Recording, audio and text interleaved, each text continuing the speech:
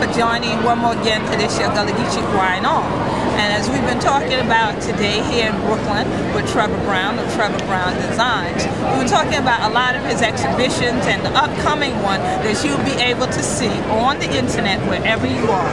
So definitely make sure that you tune in, that you take a look at the artwork that is absolutely spectacular. And some of you have been seeing some of the pieces as we've been coming in and out of this particular segment. And believe it or not, those are all photographs. And I know there are a couple of you look at and say, what? I thought it was a painting. Because I looked at a couple and said, wow, I thought it was a painting, right? But they're actually photographs. So can you imagine what's in your area that you might be overlooking that if you were to look through a lens could be captured in such a different way? Now, one of the things that I know that you did to ensure that the things you captured are here for future generations is you have a book, right? Actually, I have 2 books. Oh, 2 books? Oh, yes. So what are the titles of your books and where can people obtain them? Okay, my first book is Brooklyn Rises, and that's sunsets and sunrises in Brooklyn. And it was actually based on a show that I did in Brooklyn that was actually very successful. And so I decided to do a book. So that was my first book, Brooklyn Rises, which can be purchased on my website at trevorbrownonline.com. And then there was my second book. After my trip to India, I was just so moved by the people, the culture, the colors, the jewelry. I did another book called My Little India. And it was Little India. And it was sort of a nod to a shop that used to be in Fort Greene that was called My Little India. Oh, interesting. You know, even though mine was a book of photography and that shop is closed, I wanted to nod to them because I really love the fact that here were these African Americans coming into the community, bringing something from a different culture to our community.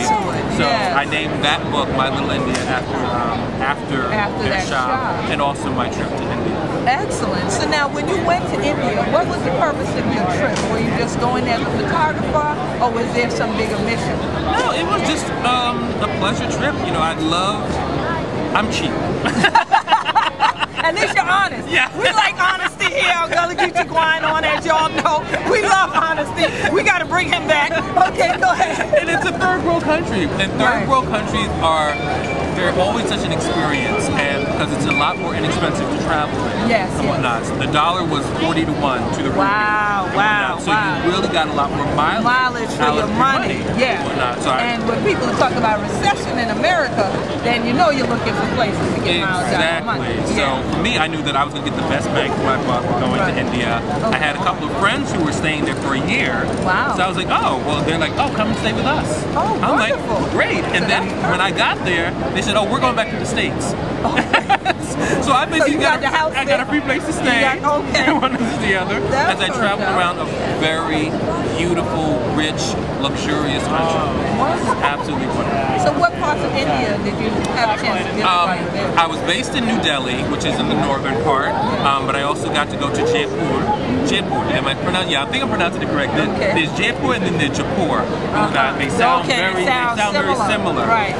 And mine was the pink city. So I went to the pink city, not the blue one. I also went to Agra, and Agra is where the Taj Mahal is. I actually didn't visit the Taj Mahal, and this is the reason why. Getting to the city, I saw so much poverty, and I was just overwhelmed with it, that I couldn't be another tourist going to the Taj Mahal, feeding into that and not trying to support the surrounding community. I couldn't do it. So I refused artistically, spiritually. I just could not go in there because I just like, you know, it's so disrespectful. You see little girls begging in the streets for money. You know, people are hungry. Dirty. How do you overlook that? How do you overlook that just to go to take all these pictures? And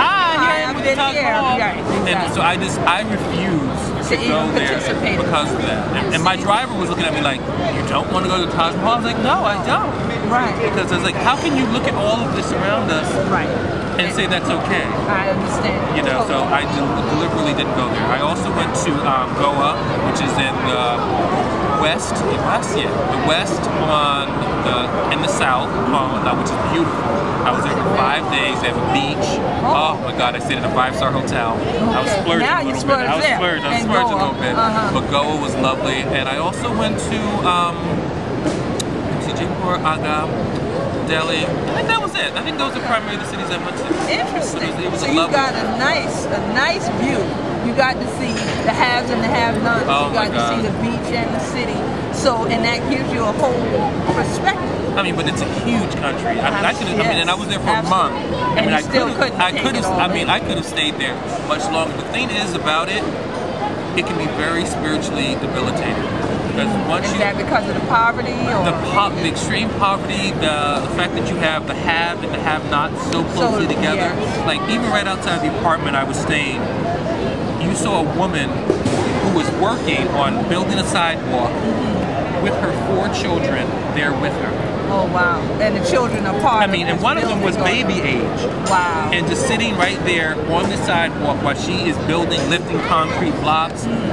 I'm just sitting out there. I'm like not even believing this. Right. And the beautiful sari, had those beautiful sari on, but here's doing this manual labor. Manual labor.